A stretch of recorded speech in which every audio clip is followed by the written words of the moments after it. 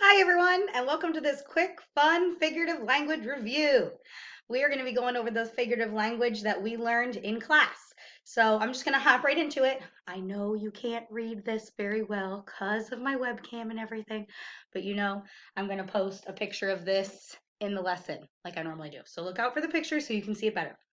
But the first figurative language we're going to go over is one we went over the most in class, and that is idioms. An idiom is a phrase that does not relate to the literal meaning of each word. So it's something that has nothing to do with what you're talking about. But for some reason, in all these cultures, we've said them so much that we know what they mean. These are things like, it's raining cats and dogs out there. That's the one we usually talked about. That's the first example we usually think of. It's raining cats and dogs. There's actually not cats and dogs falling from the sky, but it's raining really hard. That was a piece of cake, is the one I have up here. It was super easy. That was just a piece of cake. Now, here are a few more idioms that we might not use so much. Making all these videos gives me butterflies in my stomach. All Miss Sauer's students miss her so much. Yeah, I heard that through the grapevine. I worked so hard at my job today, I'm bringing home the bacon. Which idiom did you like best? Butterflies in my stomach means I'm just a little bit nervous for what I'm about to do. When you say I heard it through the grapevine, it means you heard that from a couple of different people. I heard it around. If you say I'm bringing home the bacon, it means that you're bringing home the food. You're bringing home the money because you are working hard for the money. Our next figurative language we're going to talk about is personification. And I think that was one of our very favorites in class. When you personify something in your story, it means you are going to give an animal or object qualities or abilities that only a human could have. And the one we thought about a lot is one of our favorite snacks.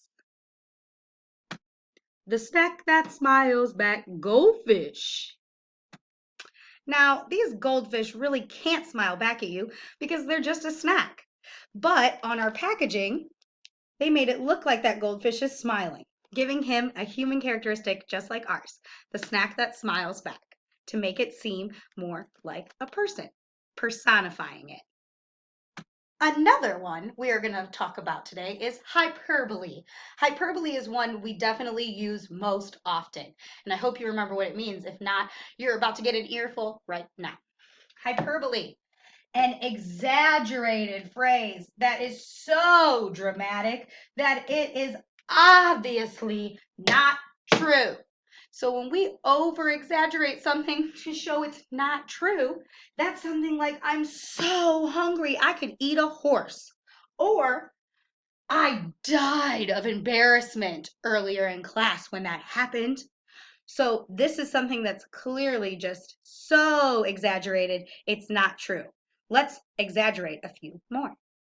Ugh, all this math work is going to take me years to get done. Oh, I walked 1,000,000 miles to get here.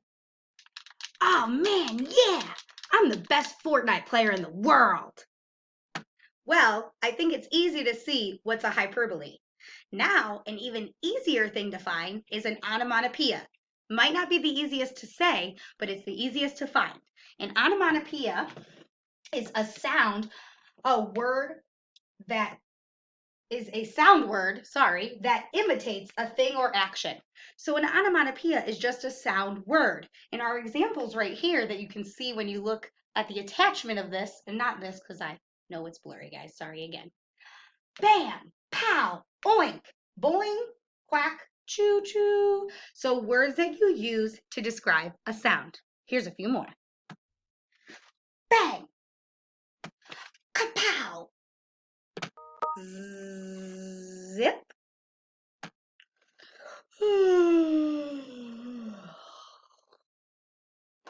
boom.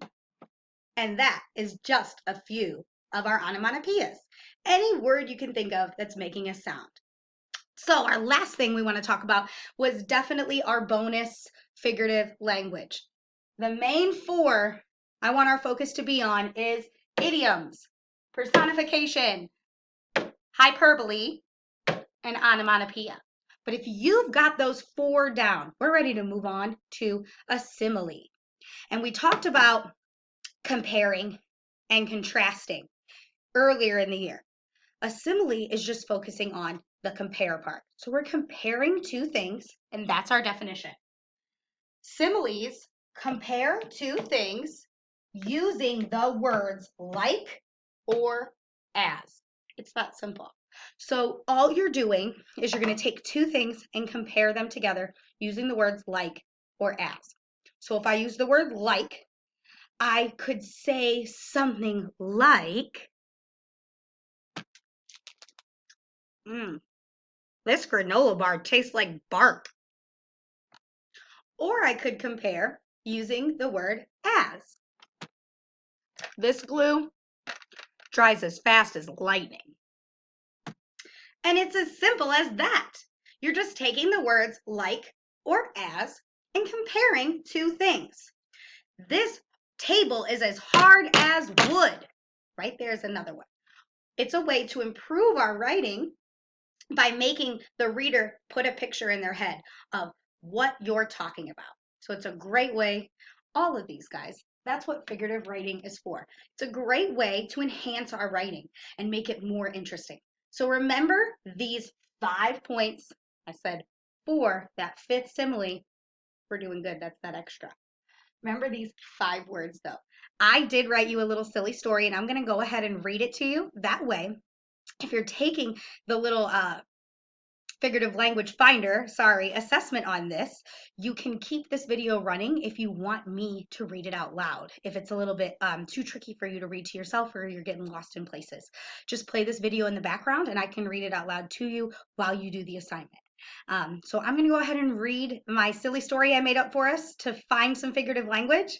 And then I'm just going to leave it up to you to go on and answer those questions and find my figurative language. So I hope you enjoy. Okay, our story is called Miss Sauer is in Search of a Sound. And I might be looking off the camera, guys, because I am reading the story off the computer. So forgive me.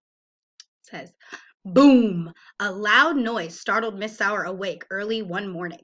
Feeling like she had slept for 100 years, she stretched her arms high in the air and yawned and looked around for what made the clatter. Still half awake, she swung off her blankets, kicked her legs out of bed, and stretched once more. Crack went her back as she stood up and out of bed.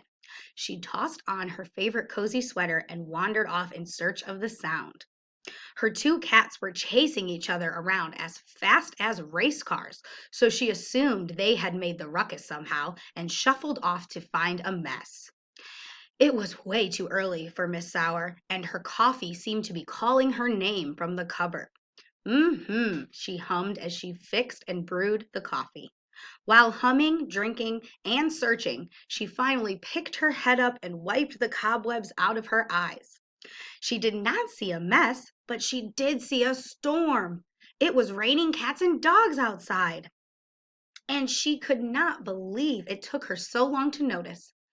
Thunder! That must have been the noise, she thought to herself, feeling silly. Since she knew she definitely couldn't fall back asleep now, she decided to cuddle up on the couch with her coffee and a book she'd just been dying to read. Overall, Miss Sauer thought it was a pretty good start to her morning. The end. I hope you guys like that story, and I hope that you are able to find all the figurative language I hid in it. Have fun hunting, and I'll see you guys soon. Bye.